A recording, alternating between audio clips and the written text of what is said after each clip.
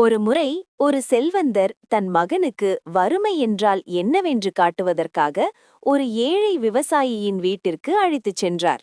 அவர்கள் அந்த பண்ணையில் ஒரு நாள் முழுவதையும் கழித்தனர்.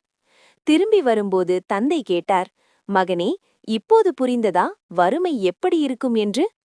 அதற்கு அந்த சிறுவன் சொன்னான், ஆமாம் அப்பா, நம்மிடம் ஒரு நாய் இருக்கிறது, அவர்களிடம் 4 இருக்கிறது.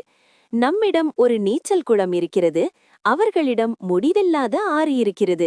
நம் தோட்டத்தில் விளக்குகள் இருக்கின்றன, அவர்களிடம் நட்சத்திரங்கள் இருக்கின்றன. நாம் உணவை விலைக்கு வாங்குகிறோம், அவர்கள் உணவை விளைவிக்கிறார்கள். நம்மை பாதுகாக்க சுவர்கள் உள்ளன, அவர்களை பாதுகாக்க நண்பர்கள் உள்ளனர். அப்பா, நாம் எவ்வளவு ஏழைகள் என்பதை எனக்கு புரிய வைத்ததற்கு நன்றி.